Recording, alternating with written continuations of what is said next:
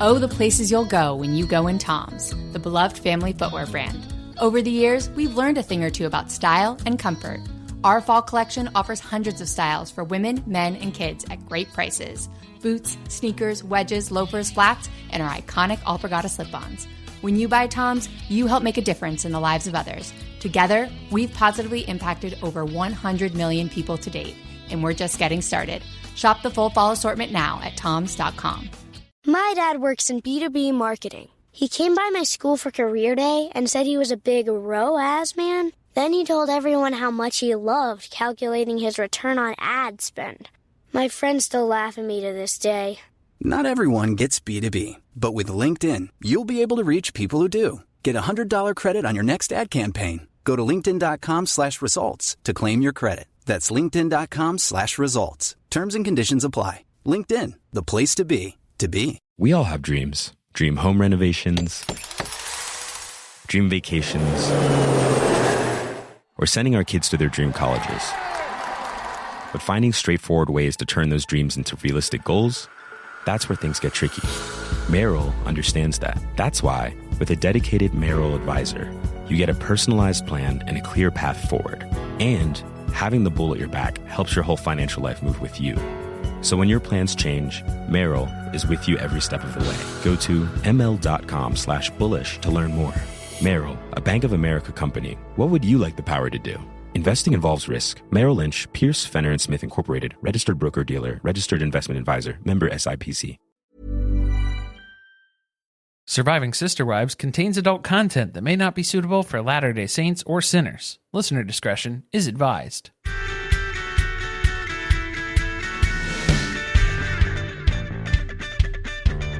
Hello and welcome to Surviving Sister Wives. I'm Corey. And I'm Carly. And we are here talking about Seeking Sister Wife, Season 5, Episode 7, Seeking Answers. It's like trivia night. We're seeking answers to questions we didn't even know that we had. Sometimes we're asking the same question twice. That happened in this episode. There are continued questions that will not have answers. Like, does polygamy work? Like, is Danielle going to snap and lose it? And which Danielle? That works for multiple storylines. All right, what is the description for this episode, Corey? The Davises decide if they're ready to start dating again. The Salahuddins go on a date with a much younger woman. Devastated, the Ryans arrive home questioning their lifestyle. Garrick and Danielle fight when Danielle grows wary of Natalia's motives. I'm pretty sure whoever writes these descriptions doesn't actually watch the episodes, because wasn't the monologue in the Ryan segment about how the one thing they definitely know is that this is the right lifestyle for them, even if Stephanie was the wrong person? Oh, I was going to say, yeah, my correction would be, I think that the Ryans arrived home questioning Stephanie's lifestyle, not their lifestyle. Stephanie's life choices. Right. But if you're looking for the real story, we got to go to the Carly rewrite. I appreciate your intros to me. Okay. I enjoy writing these. I can't handle a compliment, but okay, thank you. The Merrifields family and friends are shocked to learn God told Garrick to propose to another hot Brazilian woman. The Salahuddins buy their date a Happy Meal. The Ryan and Davis families struggle to deliver a storyline. That is very true. And yeah, the Salahuddins going chicky nuggies and some French fries. Well, some chips, which are, you'd call them chips in the UK, I suppose. What are you talking about, chips? Chips. I think that was what she was snacking on there. Oh, I thought she kept picking at her food. They definitely had fries because I took note. Oh, she had burger too. Yeah. She was the only one who was really eating food. Oh, we'll talk about it. We're going to talk. Yeah. The whole thing was of course, there's food on the screen, so my interest is piqued. Announcements? Just a reminder, we had Dr. Adam from the Sister Wives Professor podcast on last week. We also did a guest spot on his podcast. So if you want to listen to us chat a little bit about Season 2 of Seeking Sister Wife, if you just can't get enough of that Seeking Sister Wife content, be sure to go listen to that episode over on his podcast. And we'll keep you posted here with the rest of Season 5 through to completion, as it were. We'll keep you posted. It's to completion. You That's just what gotta always does it, complete, right? huh? Yeah, it's just, we are completionists. There was a knowing look, similar to the Cody Robin knowing look. The 6 and the 9. Never forget. How they. We're all yes. still scarred by that. Okay, good. Where are we going to start? Because there were really just 2 families that had some extensive things going on this episode, and the rest were like just setting us up for the rest of the season. All right, well, let's start in. We had already kind of started with the Salahuddins. I think I'm excited to talk about the food, as well as the date in general. I mean, okay. I feel like this is the first time we're excited to talk about them This is because good. not much has happened to date. We had Keisha, who never showed up. They're still seeking a sister wife. They've decided to change their approach.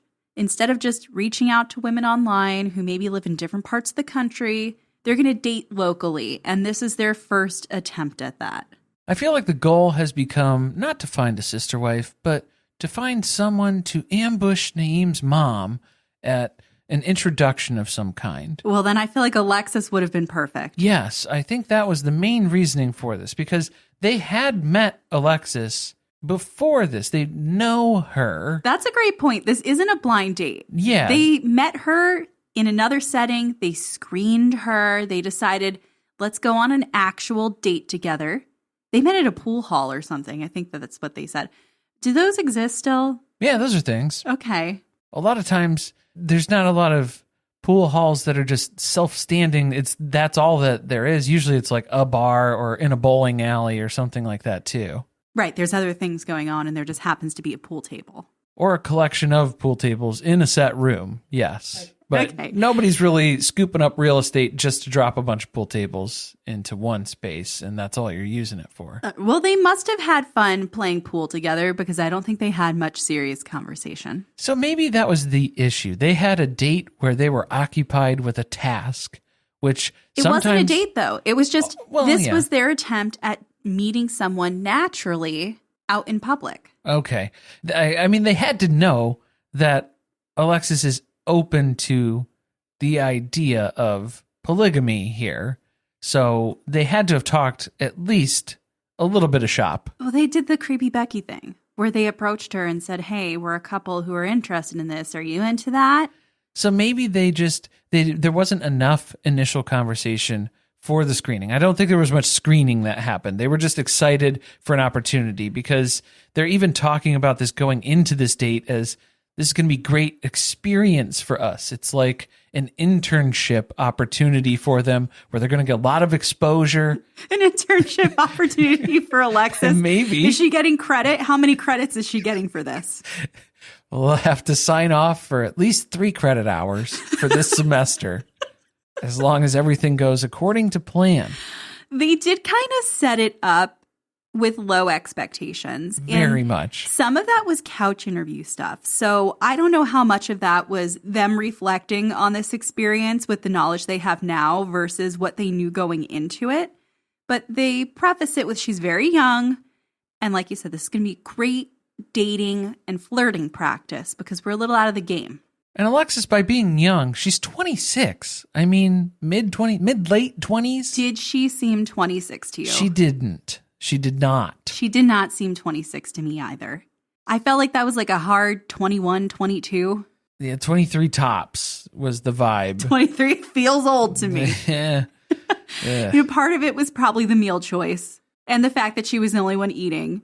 Yeah, and I mean, so we'll judge her on those things soon. We have other things to judge her on before we even get to the meal, because this is at a wine bar. They're doing like wine tasting. It seems like they have like a flight situation, which that was my other concern was, is this person old enough to be here? Are they going to get carded on the way in? They definitely carded They her. made it. Yeah, she got carded though. I got the vibe when I realized that it was a wine bar that maybe they hadn't planned on this being a full dinner, that they were just going to do drinks. That was my understanding too, was that this is more like a talk and chat.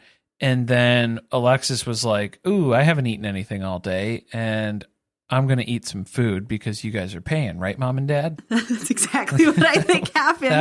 That's kind of how that train of thought went. So she shows up, and right away, they're not impressed by the outfit she has chosen to wear to this wine bar. It's more so Naeem who's disappointed here and being very vocal about the disappointment, the wardrobe judgments that he is passing. She's wearing a t-shirt, like a shirt, right? Not like a t-shirt. She's wearing a little crop shirt and a skirt.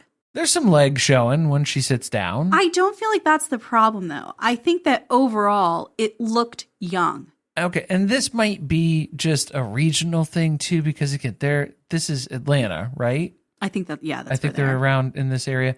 Atlanta has dress codes. So, I mean, like, if you're going to nightclubs or, like, out places, stuff, like, you're going out.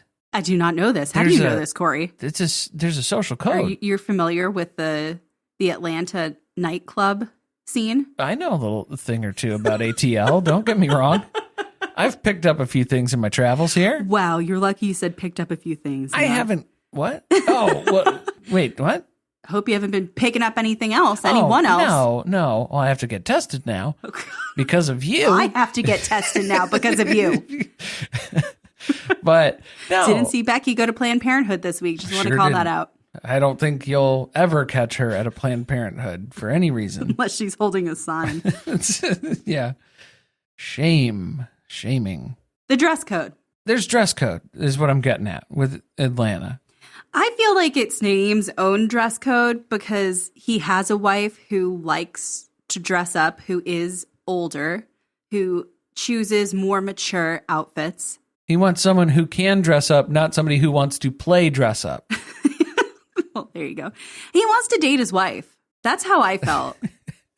Does he realize that yet, though? Not yet. We're going to get there eventually, I think. Because I don't think Nyla is going to want somebody who's exactly like her, but that seems to be kind of what Naeem's going for here. And that is not Alexis. No, I don't think so. Yeah, so we start in with some of the commentary on some of the wines, talking about the oaky afterbirths. And that would have been a better critique. That would have been. But no, she went with more of a fruit snack comparison point for some of the smells and tastes that she is experiencing. The first one she said tasted pink. And I was like, all right, maybe we're like a little neurodivergent.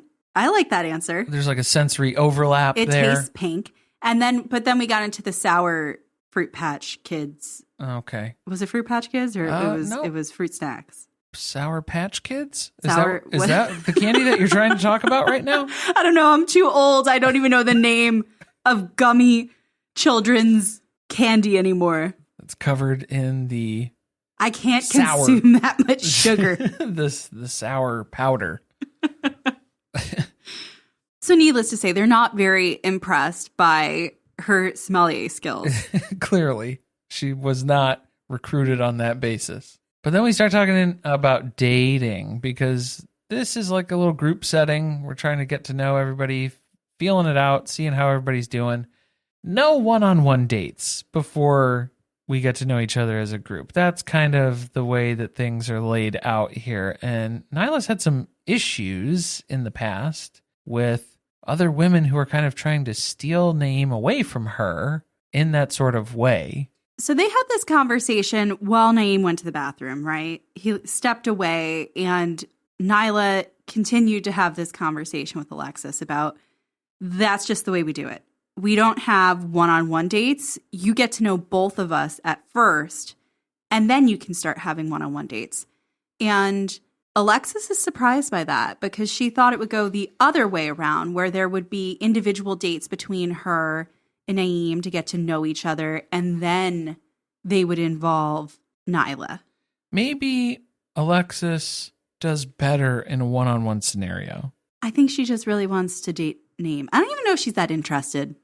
I'm taking that back. It doesn't seem like there's much interest here, and this just seemed like she wanted dinner. It was a very meal-focused interaction that happened here, which, I mean, I can't knock it. Like, we've all been there in college. You need a bite, you know? You got to do what you got to do. The vibe this was giving me was that they have produced very little content this season, and that the producers called and said, hey, we're going to be in town to shoot. What do you have going on? and they had nothing. So they met Alexis at a pool bar and were like, you're good enough. We're going to film a date with you. I'll pay. Just come on this date and we'll buy you dinner. Please be there at this date and this and time. Sign this release to be on television. So Naeem comes back from the bathroom and he's like, oh, what's the conversation? What did I miss out on here? And Alexis throws a circumstance at him here, which kind of like pits him against Nyla. I guess it's just double checking to see what his stance is on the group dating versus solo dating.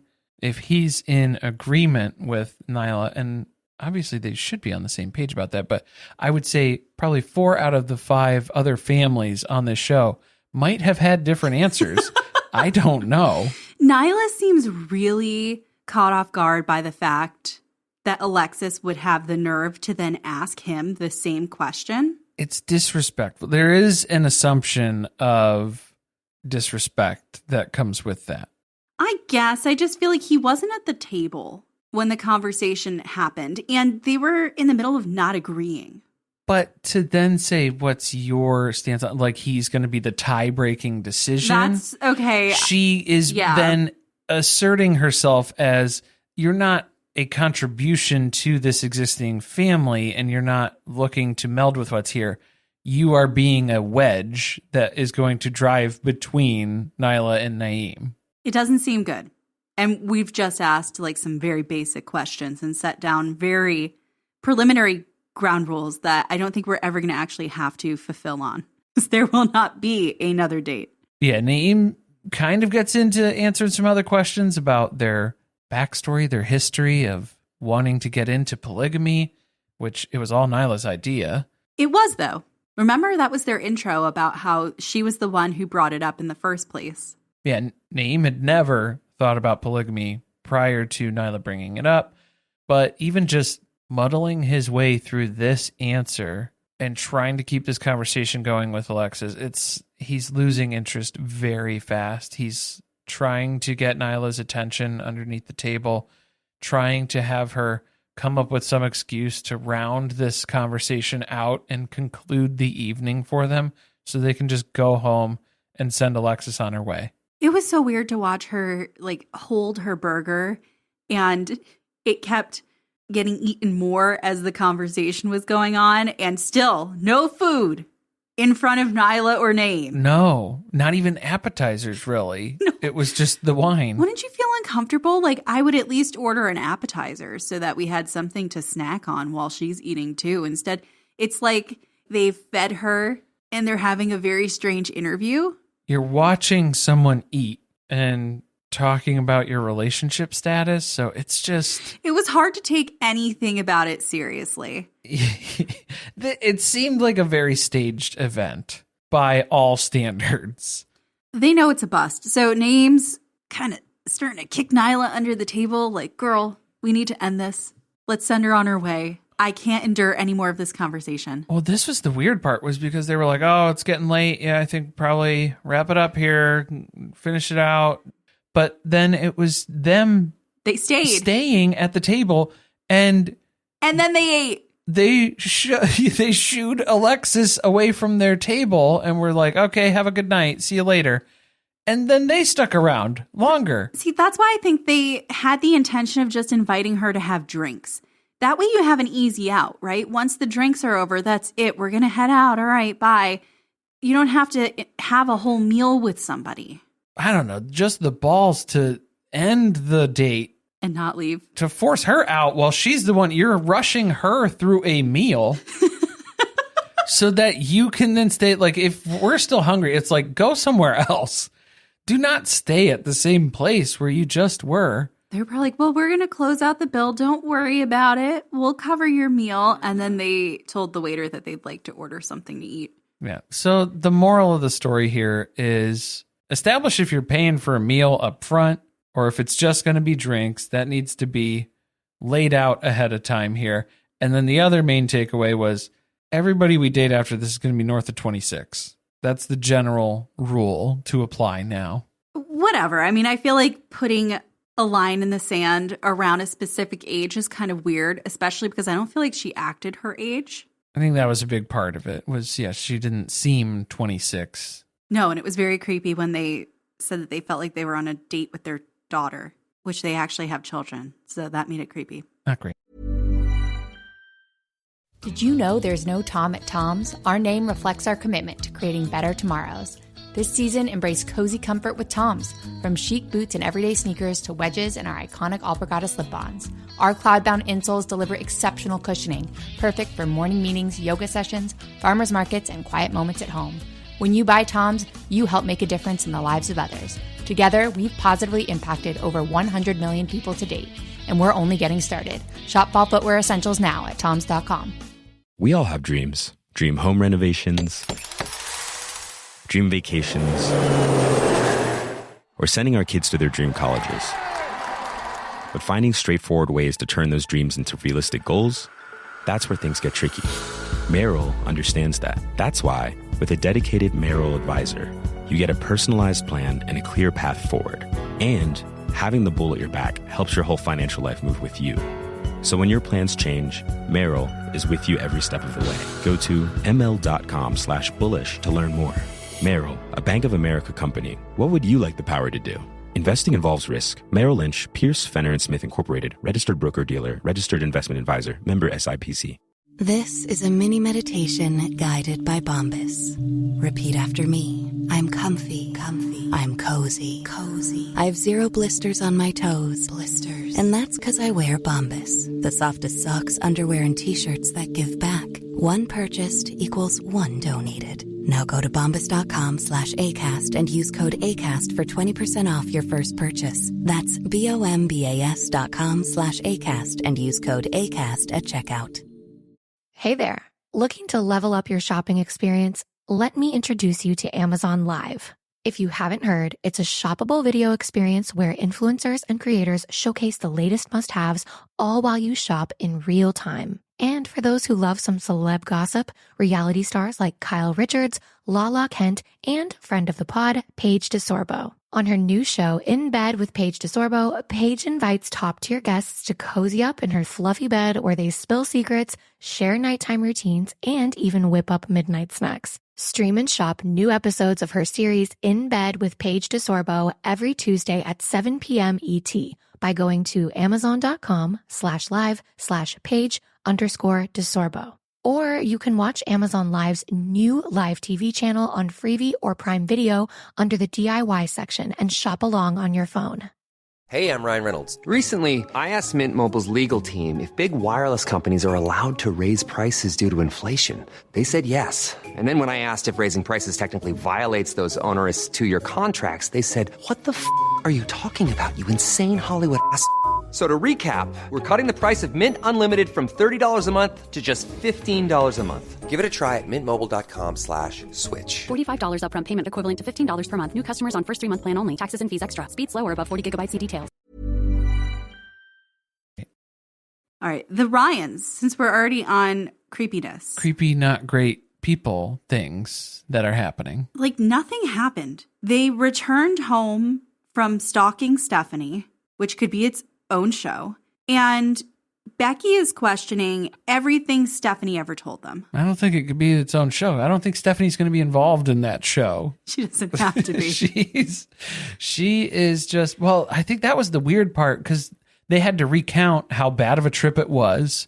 And they had to give us a whole rundown of the terrible conversation that Becky had at the door with Stephanie. But the reminder here being that Stephanie had refused all involvement in this. So you do not see her. You do not hear her. The voice. That's not even her name. Yeah. Well, yeah. And the voice that you hear in that interaction that was taking place, that was somebody who was reading or redelivering those lines, basically, of what Stephanie had said at those times. So the proper inflection or the fear that would be in that voice is not actually there because it's not what was captured in the moment. That was upsetting to me when I had that realization when we rewatched it. And I was like, wait a minute. So that's just someone recording what she said so that they have different audio. Or I guess they could have changed her voice. But it didn't sound like it, right? No, it didn't sound like an altered thing. It sounded like somebody stand-in reading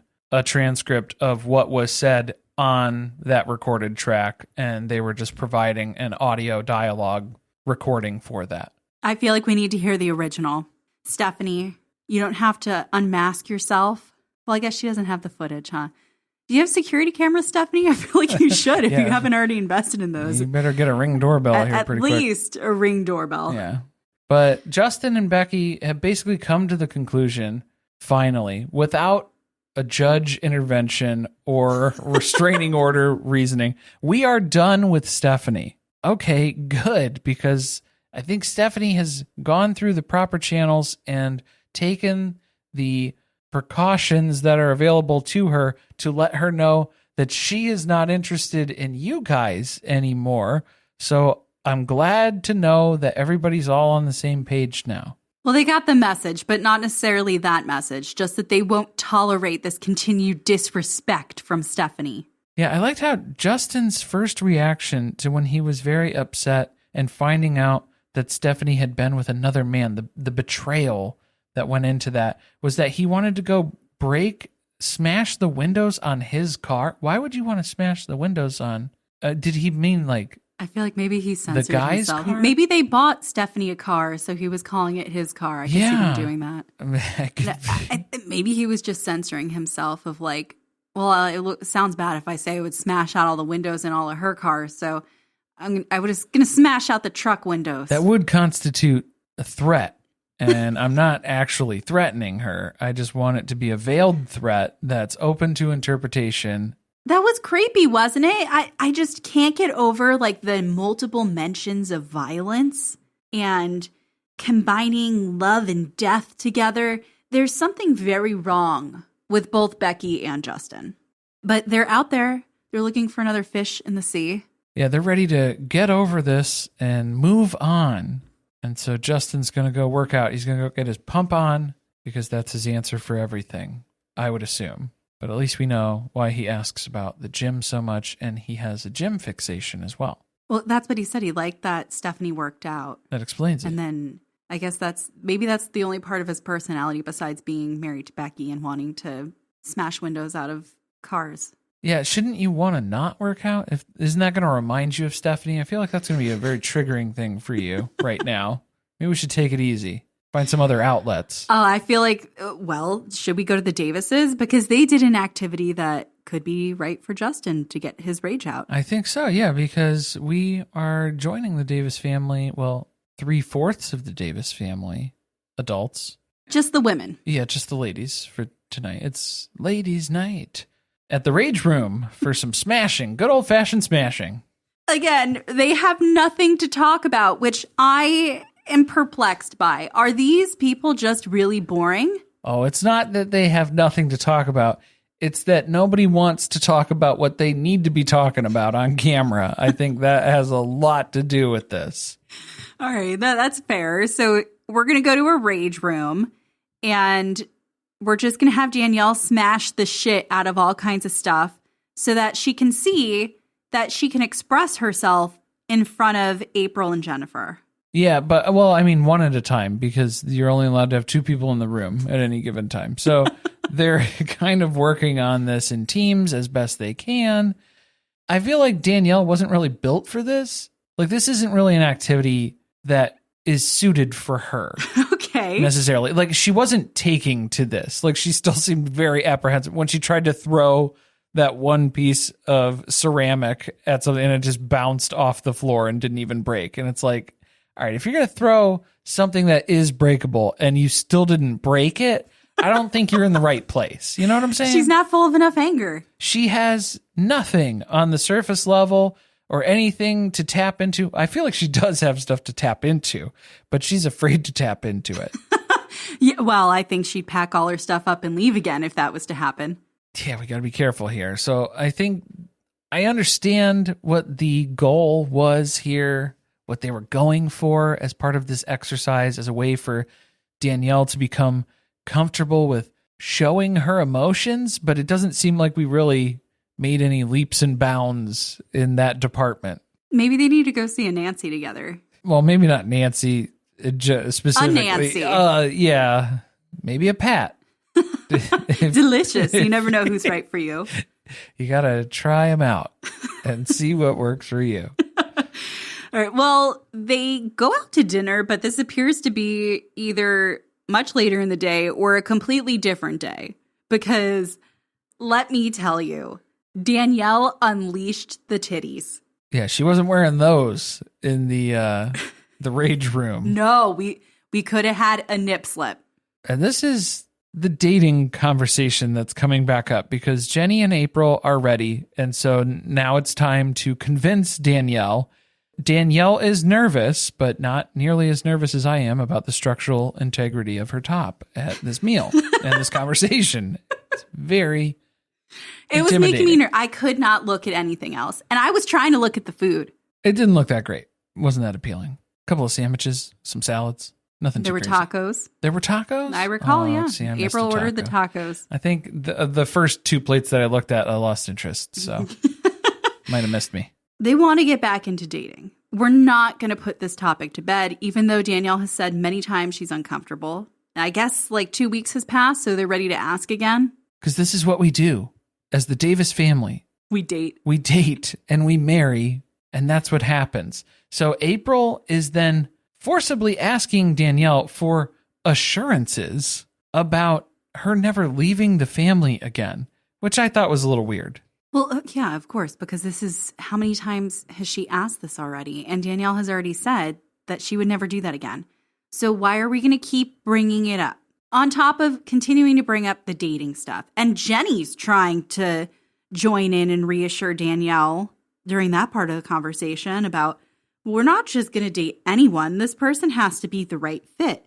Just like you were the right fit for our family. And I feel like we're just listening to them have the same conversation over and over and over again at this point. That's what's going on. Because Nick said that to her. And then we saw April shake her down for an apology about having moved out and promise that she will never do it again.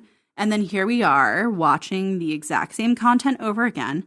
And I am getting bored. So those are the reassurances that are happening in this conversation about the quality of people that they will be seeking in this process.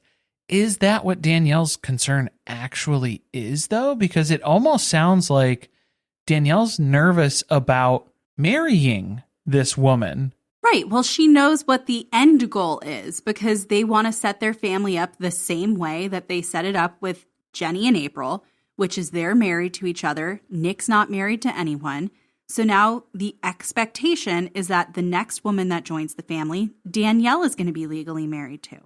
So it's not the sharing necessarily that seems to be upsetting to Danielle through the dating process. It seems like she's more scared about getting trapped. Yes, because she's talking about that being a huge commitment. I don't know that it's necessarily a huge concern about the commitment between her and this person, but the commitment to the family overall, right?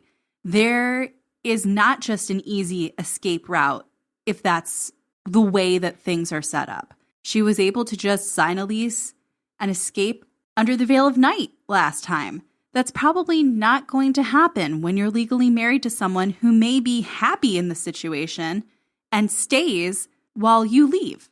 So there were no hot tub confrontations yet Not in the yet. storyline, but we are slowly building to that. Yes, we will start to see Danielle's eye twitch, I think, next episode. Oh, the places you'll go when you go in Tom's, the beloved family footwear brand. Over the years, we've learned a thing or two about style and comfort. Our fall collection offers hundreds of styles for women, men, and kids at great prices. Boots, sneakers, wedges, loafers, flats, and our iconic Alpargata slip-ons. When you buy Tom's, you help make a difference in the lives of others. Together, we've positively impacted over 100 million people to date, and we're just getting started. Shop the full fall assortment now at toms.com. Ryan Reynolds here from Mint Mobile. With the price of just about everything going up during inflation, we thought we'd bring our prices down. So to help us, we brought in a reverse auctioneer, which is apparently a thing. Mint Mobile Unlimited Premium Wireless. How to get 30, 30, bit to get 30, bit to get 20, 20, 20, bit to get 20, 20, bit to get 15, 15, 15, 15, just $15 a month? Sold! Give it a try at mintmobile.com/switch. $45 upfront payment equivalent to $15 per month. New customers on first 3-month plan only. Taxes and fees extra. Speed slower above 40 gigabytes per detail. This is a mini meditation guided by Bombas. Repeat after me. I'm comfy, comfy. I'm cozy, cozy. I have 0 blisters on my toes, blisters. And that's because I wear Bombas, the softest socks, underwear, and t-shirts that give back. One purchased equals one donated. Now go to bombas.com/ACAST and use code ACAST for 20% off your first purchase. That's BOMBAS.com/ACAST and use code ACAST at checkout. My dad works in B2B marketing. He came by my school for career day and said he was a big ROAS man. Then he told everyone how much he loved calculating his return on ad spend. My friends still laugh at me to this day. Not everyone gets B2B, but with LinkedIn, you'll be able to reach people who do. Get a $100 credit on your next ad campaign. Go to linkedin.com/results to claim your credit. That's linkedin.com/results. Terms and conditions apply. LinkedIn, the place to be, to be. Cue the fireplace and your favorite fall movie. There's nothing better than a cozy evening at home with a glass of First Leaf wine.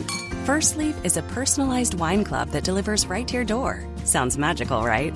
They get to know your favorite tasting notes, which varietals you enjoy, and whether you prefer sweet or dry wines. So in every shipment, you get bottles tailored to your unique palate. Go to tryfirstleaf.com/fall to get your first 6 wines for just $44.95 with free shipping. I love that she's so funny and she does not realize that she's funny. I think she has to know. She has to know. I don't think she knows. On some level, she knows. She everything about her, the way she reacts to these things, the way she always has like one set of eyelashes that are a little heavier than the other. It's a look, it's a style, it's a choice. I mean, it's happening. I love it. I want to see more Danielle. There's confidence there. There is more Danielle in this episode, but it's 2 N's and 2 L's. I was going to say another N. The Merrifields. There's a reason they're the stars of this show. And you would think things are starting to calm down a bit, right? They had their big trip to Mexico. They proposed to Natalia. Now they're home. But that means they got to gather the family together, which I believe was mostly people related to Danielle. Yeah, it seemed like her parents. I think it was her parents and her sister and her brother-in-law. Yeah, her sister's husband. So yeah, basically just recounting that, yeah, on the whole, it was a pretty good trip. The way that Garrick downplayed that when they sat down on the couch, he was like, yeah, it was a good trip. Very eventful. He did not give away anything. But they do get to the point here, which the point is the announcement of the proposal. Right. He wanted it to be a big reveal. So at first he didn't say very much. Doesn't let on that something big happened. And then they're all feasting on some pizza. Did you see the pizza? It was okay. It was okay? It was all right. It was looking okay. All right. Pepperoni. They all love pepperoni. Yeah. That's something we learned about. Can't go wrong. Them. Is it Brazilian pepperoni? Is there a difference? They haven't learned any recipes that are Brazilian, just like they have not learned a word of Portuguese. Correct. But what they did learn was before their trip, God spoke to them before going to Mexico. About 2 months after meeting Roberta number 2, Natalia, that she's the one. Which is super convenient because Roberta number 1 just broke up with them, crushed them. Their hearts were broken. They were devastated. And now here comes another Brazilian woman here to pull them out of their misery and to bring this light into their lives. I guess technically she's not the one. She's the 2. Because, yeah. Natalia was, I'm sorry, Roberta was the one. Yeah, it's a couple different ways that Natalia is the 2 as well. Her family is fucking floored. They cannot believe that they have done this. They just went through having a 3-year-long relationship with Roberta. And in the end found out that she was not the person that they thought she was.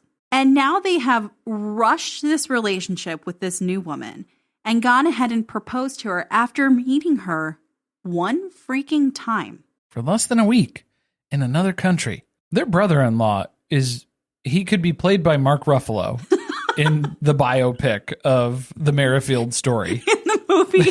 The movie version, movie adaptation. The movie I hope we get one day. He just has the same speaking pattern and kind of cadence about him when he's talking to this, but he's basically talking about how this is dumb. This is a really bad idea.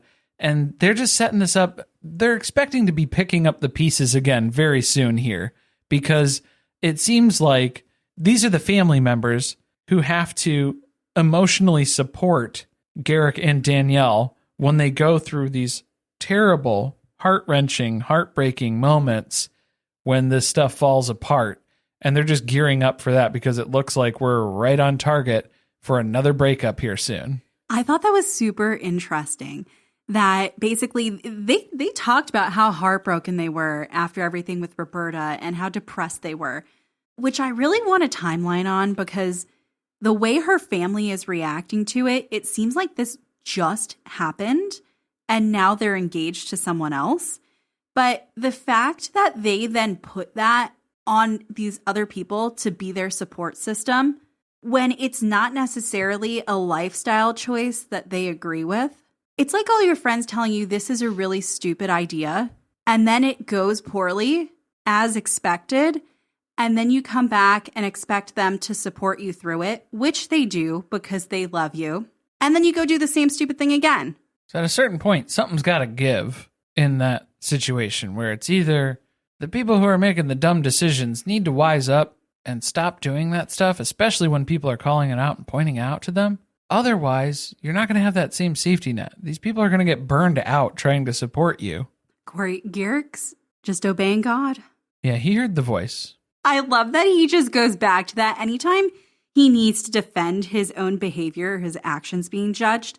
He goes straight back to, it's God telling me to do these things. It's not me. It's not my own free will. I'm just listening to the things that he's telling me to do. Yeah, because if you thought the proposal was moving quick, wait till you hear about their plans on getting Natalia to the United States, because we have to decide, is it a K-1 visa or are we doing a marriage visa where Garrick would go to Brazil and marry Natalia there so that way they can file the paperwork for a marriage visa instead? They have thought about nothing except for how quickly they can get her to the U.S. Because they also posed the question of, are you going to get a prenup with Natalia? Because what's going to happen to Danielle if you guys then get divorced? Does Danielle have a house to live in? What happens, right? How are you going to divide your assets if you don't have something in place and this person who you've known for 3 months doesn't work out? Who you are going to legally marry in Brazil, and then that person is probably going to have access to, I'm sure that the business is in Garrick and Danielle's name, all of that income, any of that stuff that's going to be there for spousal support of any kind. Like, that's all going to be things to factor in here that you need to think about, because you have kids, you have family members, you have basically everybody in your life who's on camera for this show wearing a hat promoting your business. And a lot of these people work for or are involved in your business in some way, shape, or form as well. It's their livelihood too. It's all interconnected in those ways, but they're acting like, oh yeah, we thought about that. They clearly have not thought about a prenup at all. No, they need to go to a 90-day immigration attorney. We need to see them go do that, but they're not going to, because they already have the tickets booked, and Garrick is going to be going to Brazil. Yeah, we had already asked our main legal representation, our main counsel, who was the Holy Spirit, and it was just happy clouds descending on us, and we just kept laughing and smiling. So I think that's pretty much work out. Yeah, I think that's pretty much it. That's all we needed to know. The most shocking thing about this episode is that Garrick has a friend from 5th grade who he still maintains a relationship with to this day. I was going to say too that we got to see stateside Garrick in a tank. So yes, he must have. They went out biking. He must have been doing laundry, or he had already done laundry from his Mexico trip, where he was able to work those tanks back into rotation here. Because yeah, we get a mountain biking form of Garrick. I don't know if I was ready for that. I was not. They're very active. Yeah, you can't be alone with your thoughts for too long if you're these people. So after this very long bike ride, which neither of them seem winded from, they stop to talk about Natalia and what's going on with this relationship. Bill's like, Garrick's that friend who just does crazy shit, and you kind of just expect it, so I wasn't really that surprised about what's going on. He finds out about the whole plan to go to Brazil, marry Natalia there, then come back and start the visa process. And his friend knew right away. He was like, okay, great. How's Danielle doing with that plan? You know what? Biggest question. How is your existing wife doing with all of this? Well, kind of wife, sort of wife, because they're not legally married anymore. He's kind of forgetting about her. Yeah, it's hard to remember all the pieces, parts that are moving around here. Danielle's been so nervous, and she's been struggling since Mexico is what it sounds like. Yeah, but it doesn't have anything to do with Natalia. It's not her. It's just the fact that now Danielle has trust issues because of what Roberta did. Well, I think that part of what Danielle is upset about is being triggered by Natalia, but most of her issues are with Garrick. Go figure. And then she has no way to address them because I'm sure he just deflects and tells her that she needs to talk to God and get that right with God. Pray it away. And it'll all be okay. That should be the way to do this, I think. Because same thing with jealousy. Are you feeling any negative emotions? Are you jealous about Natalia and my relationship? Too bad. That's your fault. So any way that Garrick can flip this back onto these women, make it their fault. Don't make this terrible. Make it beautiful. It has so much potential to be a beautiful arrangement with Natalia moving here and all three of us living in the house, happy and healthy. It'd be great. So please, just everybody play along with that, and let's just do that. Oh, can we talk about that part more? Because we know that they watched Sister Wives, that Garrick and Danielle talked about on their Instagram Live, that they were fans of Sister Wives for years. Who isn't? So very, very many people. Clearly. All right, so they're familiar with the stories of incorporating new wives into a family and having them mesh. But from their view, I'm sure that they view Robin in very high regards and that they did such a great job merging that family together. And they took the Brown family at their word back in season 2, season 3, when they said, merge completed, successful, mission accomplished. Fear not. There is nothing else that we need to discuss about this ever again. They have just talked so extensively about the jealousy that occurs between sister wives in a relationship, how difficult it is to get beyond that, unfair treatment between one another, Cody's responsibility in the equation. And Garrick went straight to, as long as the women make it a beautiful experience and get past all their problems, it'll be great. You have learned nothing, sir. Because I think, that's Garrick's way of kind of absolving himself from everything. Oh, of course. That's the pass that he gets because as a man... It's very hard to be a polygamous man. Well, and as a man, he doesn't have any input to the emotional status of his wives. No, that's all on them. Not at all. You've got to manage that within yourself. Correct. So we start to see how some of this management has been going. And it's not too good. Not well, bitch. Not doing great. Because Danielle is sensing there's a connection that's building between Natalia and Garrick since they've returned from their trip to Mexico. A short 4 weeks ago. It's been a month. And things are already falling apart. Very, very, very quickly. So Danielle admits things between her and Garrick have been in a bit of a rough spot lately. So at least she did admit to that, where it's like, yeah, I think this is the main crux of it here, is that you're mad at Garrick about a lot of stuff. So anything that Natalia is doing or any sort of connection that they're building that you see or hear about, it's going to set you off. But I think a lot of it has to do with Natalia, too. It's how Garrick is managing the relationships between him and Natalia and him and Danielle, and then also between each other. He's not facilitating a relationship between them. So here was what was happening was Danielle pulled out her phone, and this is cell phone footage mid-fight of her and Garrick yelling at each other, because it didn't start off as yelling, but it escalated very quickly to yelling because there was a tone between them that they kept sending back and forth, and then it slowly escalated into them screaming at each other. But I think the main thing here was that concerns were being expressed by Danielle, where she's saying, hey, here's some red flags, here's some issues that I'm dealing with. And Garrick is just playing dumb. Like, don't even know what you're talking about. I don't know why you would think that that's even a thing. And minimizes everything that Danielle is bringing up in this. It's exactly the same way when he got caught with the apps in Mexico, where he just immediately flipped the switch and pretended like he'd never heard of an app, doesn't know what an iPhone is, and just can play dumb and check out of the rest of the conversation. That is what he's doing. And I feel like the crux of this whole thing is that they rushed the relationship with Natalia because they didn't spend enough time figuring out what her character is and if she really wants to have a relationship with Danielle. Because that's the problem, or part of the problem, is that Danielle feels like there's no sisterhood between them anymore. It's just Natalia continuing to grow a relationship with Garrick, and Danielle's just on the sidelines for it, which is seeds of jealousy beginning, right?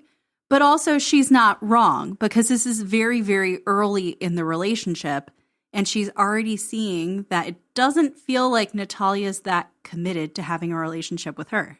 So while I have given Danielle recognition for what she's going through and what she's trying to express to Garrick in this conversation, then we start going into some of her reasoning and the examples that she's giving, where it seems like Danielle is a little bit needy with the relationship with Natalia, where she is freaking out about Natalia not replying to her within 2 hours. Okay, but that's not what she's upset about. But that's what's happening. Right. And that is what she is pointing to as saying, this is ridiculous. This is absurd that she's so not interested, so disinterested with a relationship with me that she won't reply to me when I messaged her 2 whole hours ago. Okay, but I feel like what's happening here is things have been building. This isn't just a one-time situation that she's texted Natalia. She can see that she read the texts and that she's just chosen not to respond. She's also upset that in the meantime, she's continuing to carry on a conversation with Garrick, and he will not answer how many times Natalia has texted him in the past 2 hours. And I think that's more of the problem. He did eventually, after they stopped yelling back and forth to each other, and she hadn't messaged Garrick in those 2 hours. So I think we're still jumping to conclusions here. I'm on Danielle's side. I'm just saying. I'm just saying I'm on Danielle's side. That's great. Yeah, but I feel like Danielle was coming in way too hot on this particular topic because there's other stuff. Yeah, because I'm sure anytime now that she's expressing any concern about Natalia, Garrick is just pushing it away as though it's just the jealousy coming up on you that you need to work beyond. And he's not taking anything that she feels seriously, which has been the case the whole time. When she said at first, I feel like we're going too fast, he didn't listen to her. Here's the other part. This is Danielle's only recourse to say, Natalia's not right for us. This is her grasping at straws to try to dismantle this one last time. But she knows Garrick's still going to Brazil. And then that is only instilling more fear in her because now she's even more unsure about Garrick. He's going to Brazil. He's going to be staying down there for a whole month. Which sounds like that wasn't the original plan. That he decided he needs more time with Natalia. Away from Danielle. They need more time together alone. Absence makes the heart grow fonder. I mean, who wouldn't lose their shit in this situation? But also out of sight, out of mind. Well, it seems like that's what Danielle worries about in the next episode. And there's been a little rumor out there that perhaps Danielle and Garrick had a special delivery at some point in the past year. Well, it sounds like, yeah, from the episode descriptions that are upcoming, there's some news that's to be had in the next few weeks here. I'll just go ahead and read that. Yeah, what's that? The Ryans meet with a new potential sister wife. Shane Sherwood worries he'll lose Ashley to another woman. Nick Davis anxiously waits to see if his wives are ready to start dating. After a month apart, Danielle calls Garrick with shocking news. Is it a save your marriage, baby? Is she remarrying him so she can re-divorce him again? Has she found 10 dating apps on his phone? It's immigration. And they need to know where he is right now. Shockingly, some things came up about Natalia in the initial search, and USCIS just cannot admit her into this country ever again. It's a big problem. I could see Danielle calling USCIS. Oh, yeah. She had nothing else to do for those 30 days while Garrick was gone. She devised a plan. She had to come up with an entire scheme. I'm so excited to see if she makes this crash and burn again. Yeah, we'll have to see how this is going to play out. Thank you for listening. If you want to support us, the best way to do that is by subscribing to the podcast or leaving a review on Apple Podcasts or Spotify. Be sure to chat with us about the episode on our Discord channel by joining our Patreon, patreon.com/survivingpod. Stay tuned, share with friends. See you next time.